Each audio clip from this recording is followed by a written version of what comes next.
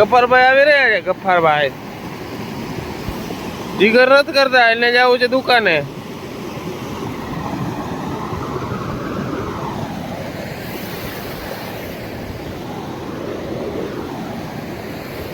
આમાં કેમ નહીં કરવું મિત્રો, તમે પણ વિચારી શકો.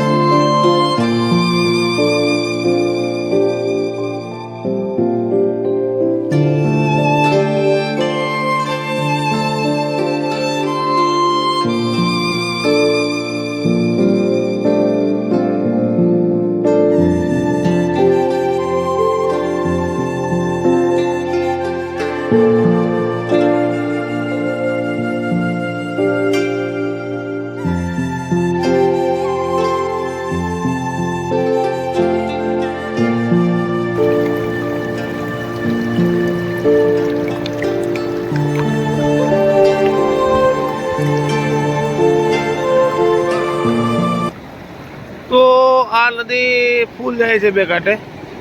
વરસાદનું તો સ્ત્રોત વધતું જાય છે. હવે આપણે છે ને બીજી નદી બાજુ જવા રવાના થઈએ છીએ, તે પણ તમને બતાવીશ. ચાલો તો આપણે હવે આપણી ગાડી ઉપર બેસી જઈએ. જે બીજી નદી છે એ જોવા જવાની છે, પણ રસ્તા ધોવાઈ ગયા છે વચમાં, જેના કારણે મારે ગાડી વાંચ મૂકી દેવી પડી. હવે આપણે જે ભટગામમાં સોનકો તરીકે ઓળખાય, સોનકો, એ સોનકો હું તમને બતાવીશ. એ આ સોનકો એટલે કહેવાય છે કે અહીંયા કેટલા લોકો ડૂબીને મરી ગયા છે, એવી ઊંડી નદી છે. આ તલાવડી છે, ખેત તલાવડી જેવું, જેમાં લોકો માટી કાઢી ગયા છે, અને સોનકો કહેવાય.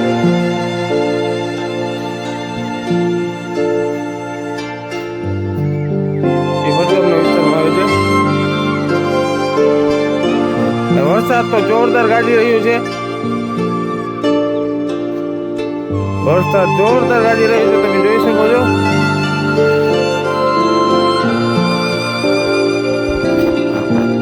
તો હાય ગાઈસ, આપણે સોનકા તરફ જવા રવાના થઈ ગયા છીએ. મજા આવી જશે. કેમ છે બધા, મજામાં? તો આપણે ફાઇનલી સોનકા તરફ પહોંચવા આવી ગયા છે.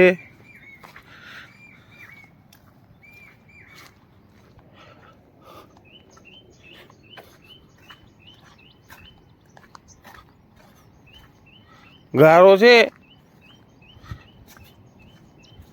પગ કૂચી જાય એવું લાગે છે મને. કઈ વાંધો નહીં, પણ આપણે ચંપલ ઉતારી લેવું અને ચંપલ લઈ લેવું હાથમાં, જેથી કરીને આપણો પગ ભરાય નહીં. આપણે સોનકા તરફ ફાઇનલી આવી ગયા છીએ, અને આ નદી જઈ રહી છે જોરદાર. 19 તારીખ અને શુક્રવારનો દિવસ છે જે,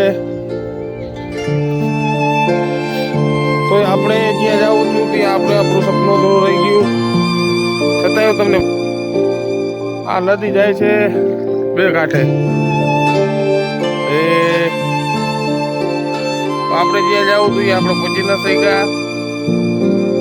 એનું કારણ છે કે પાણી ફૂલ આવી રહ્યું છે, પાણીનો સ્ત્રોત ખૂબ વધી ગયું છે.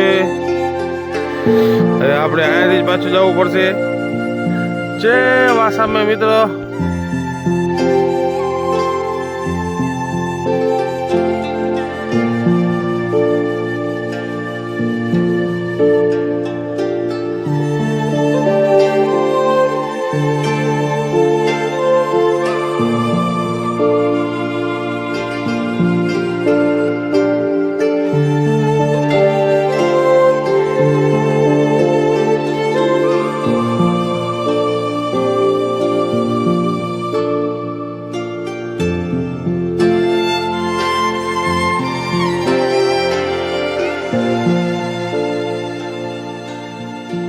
જે લોકોને ખબર ના હોય તેને કહી દઉં કે ભટગામ ગામથી છે ને ઉગમણી સાઈડ ત્યાં એક દરગાહ છે આશાબા પીરની.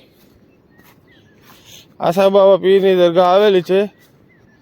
તે દરગાહ જોરદાર છે, તે તમને હું બતાવીશ. આશાબા પીરની દરગાહ છે, આશાબા પીર.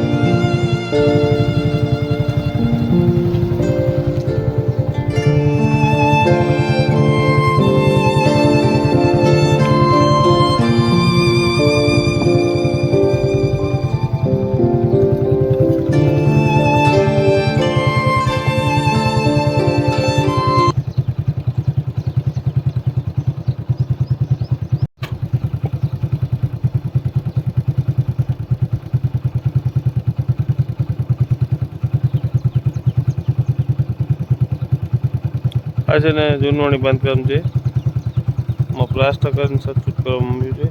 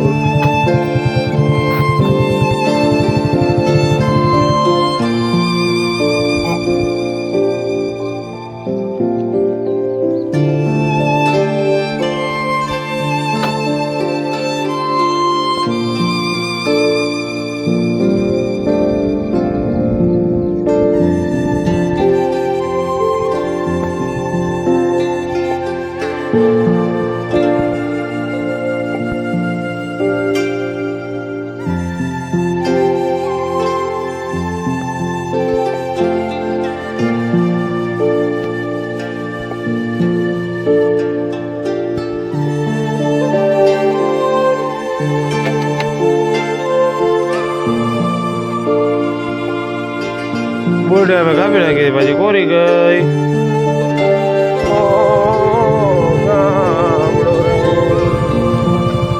અમારા ગામનો બુધો કાકો છે, અમારા ગામનો બુધો કાકો છે.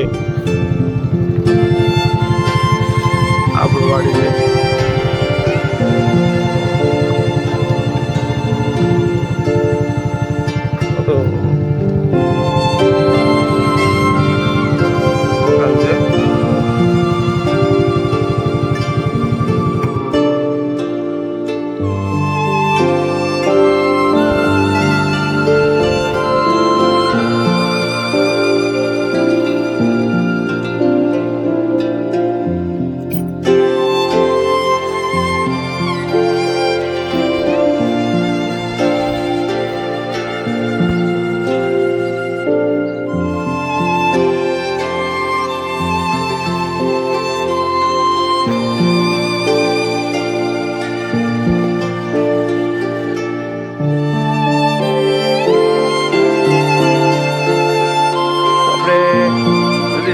ગામ જોઈને આવી ગયા છે પાછા ઘરે. જો તમને અમારો વ્લોગ ગમ્યો હોય તો તમે આગળ લાઈક સબસ્ક્રાઈબ કરજો અને બન્યા રહેજો.